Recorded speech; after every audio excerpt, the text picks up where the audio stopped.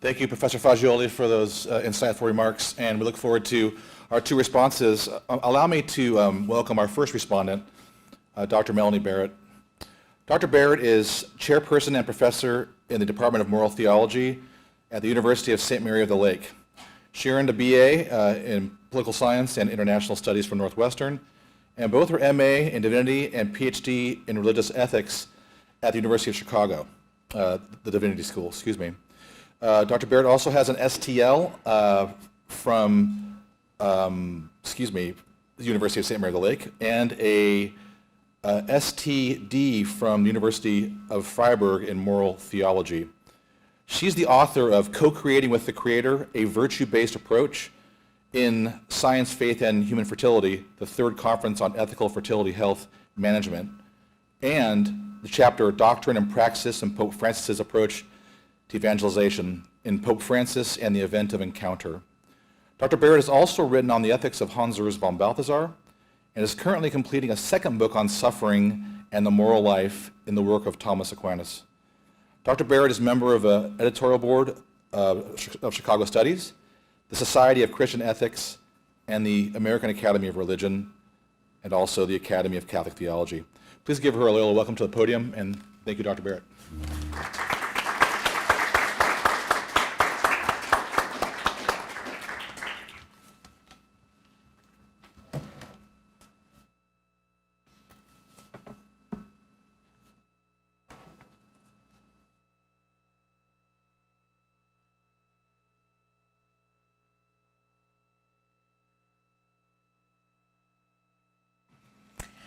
So Mike Murphy asked Miguel and I each to speak 10 to 12 minutes, and I think if I talk quickly, I can squeeze it into 14.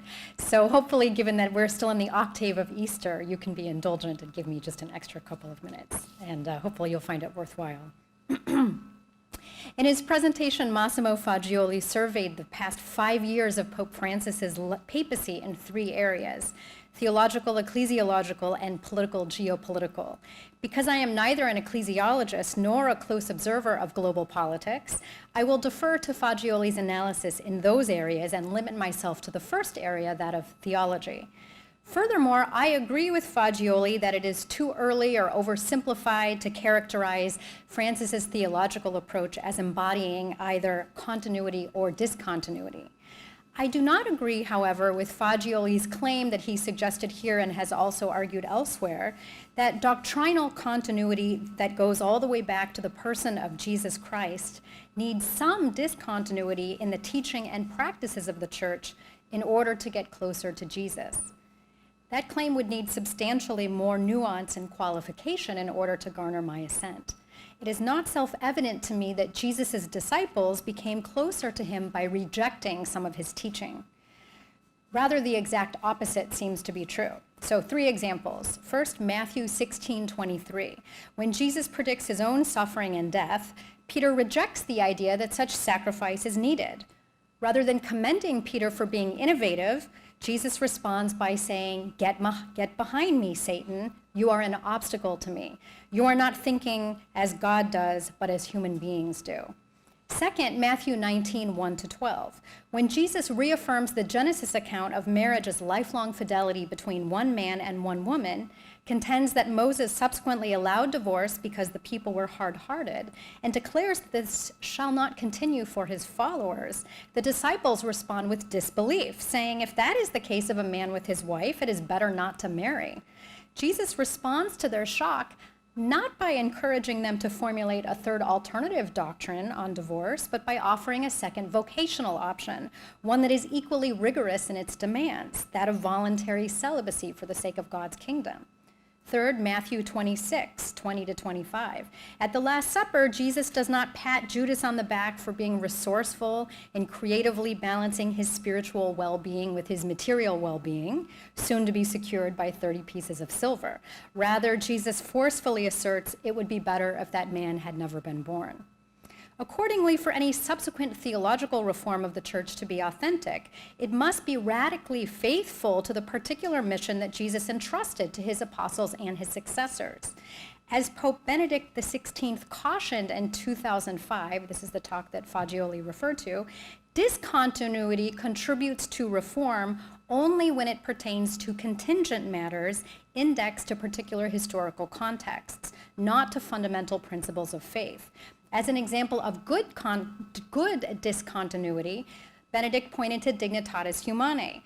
When Vatican II recognized and made its own an essential principle of the modern state, namely the right to religious freedom, it recovered the deepest patrimony of the Church. For, quote, the martyrs of the early church died for their faith in that God who was revealed in Jesus Christ. And for this very reason, they also died for freedom of conscience and the freedom to profess one's own faith, a profession that no state can impose, but which instead can only be claimed with God's grace and freedom of conscience. What constitutes good discontinuity is an important question, of the kind that theology professors enjoy pondering with thoughtful colleagues while consuming ample amounts of wine and cheese. But the issue is not merely academic, for it lies at the very heart of current debate surrounding Francis's theology. Is Francis advocating positions that definitively undermine the very tradition of which he is its preeminent interpreter? His most vociferous critics fear exactly that, and Francis's frequent juxtaposition of law versus reality, law versus grace, as Faggioli has pointed out, seem to substantiate their concern that he is destroying essential Catholic doctrine. Or is Francis merely innovating in ways that constitute a valid trajectory within a legitimate diversity of options available in the broader tradition? With regard to moral theology in particular, which is my area of expertise, I judge it to be the latter. Though some have characterized Francis as a heretic, I believe this to be unwarranted. Rather than repudiating essential doctrines, Francis is encouraging greater prudence regarding the pastoral application of doctrine to particular cases. A comparison with Thomas Aquinas is helpful here, for those of you who are familiar with him.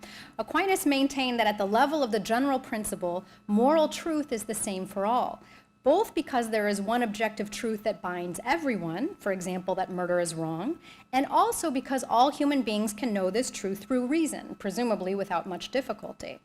But given the contingency and complexity of human affairs, as we move increasingly toward the particular case, Aquinas held that the truth is not the same for all, either because not everyone can access that truth and therefore needs to consult authorities who possess greater knowledge and expertise, or because more than one true answer is legitimately possible without compromising the objectivity of truth.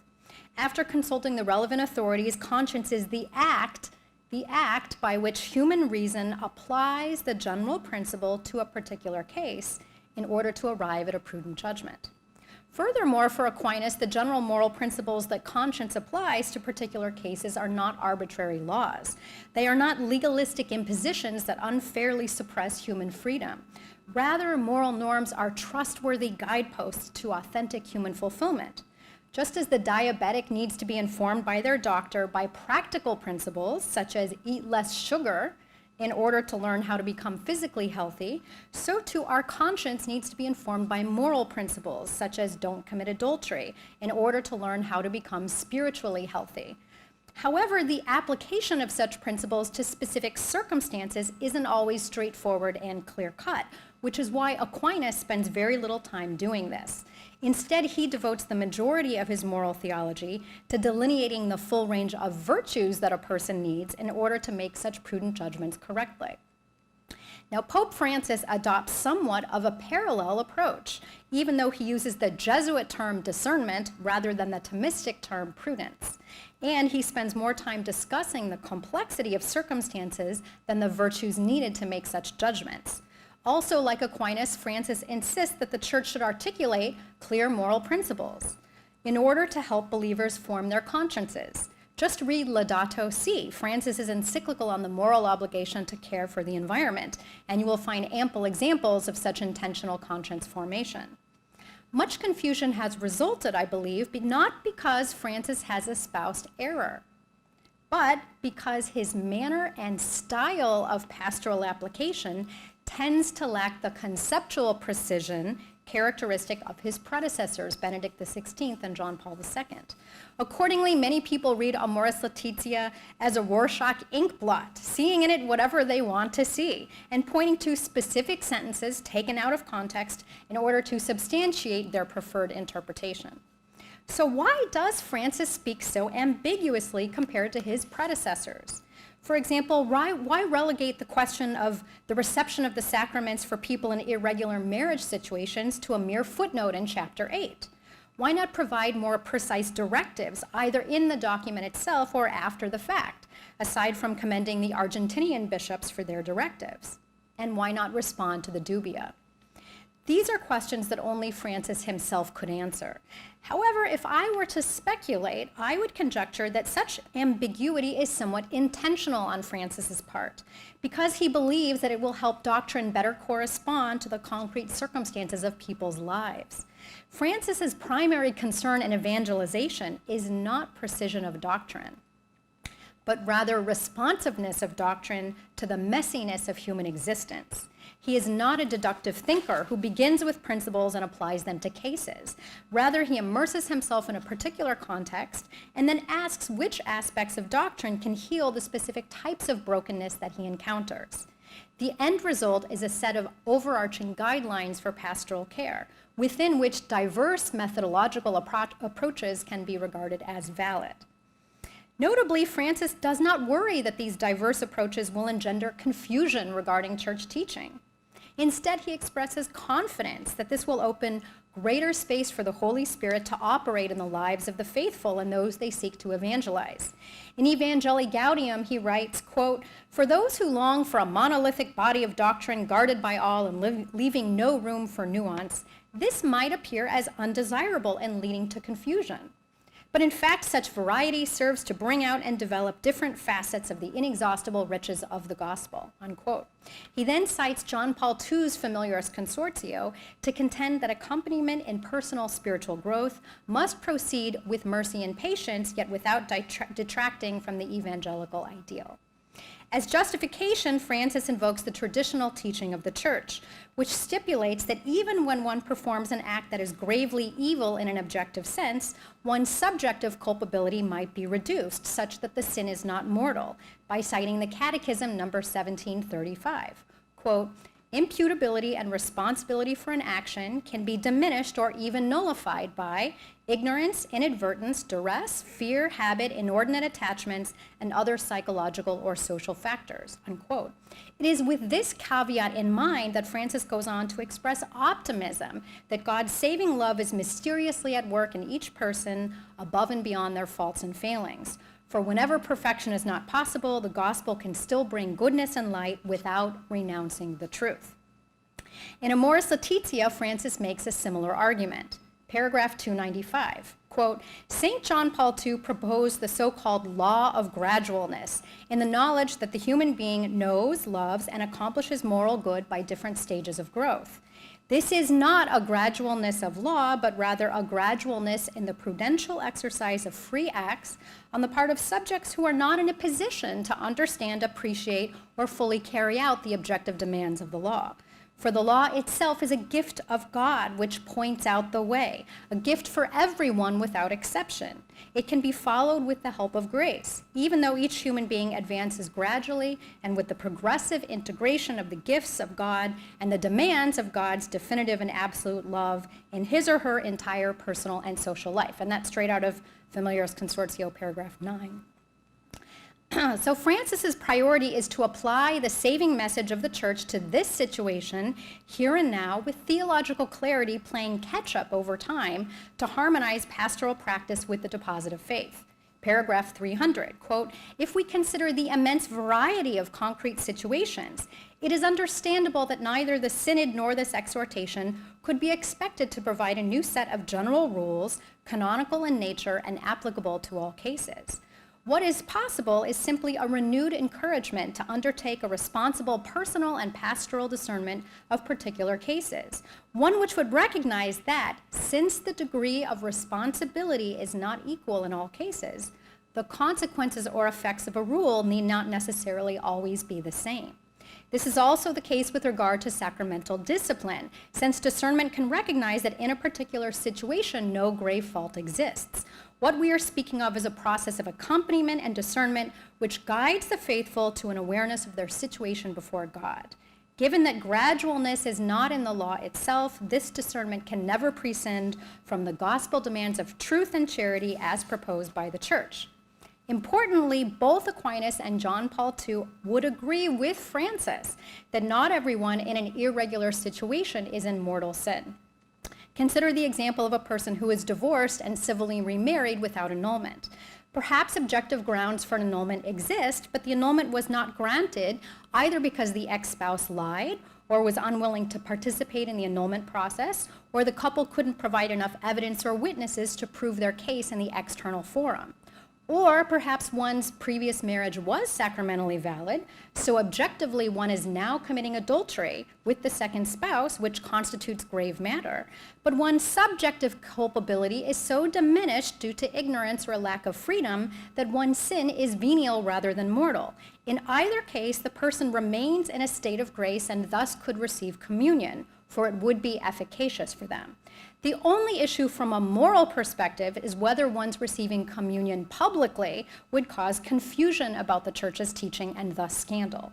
When Francis praises the Argentinian bishops for permitting some people in irregular situations to receive communion publicly, and then also affirms the Polish bishops' draft guidelines of last summer, which preserved John Paul II's prohibition of such public reception, Francis is not thereby instituting moral relativism regarding the indissolubility of marriage.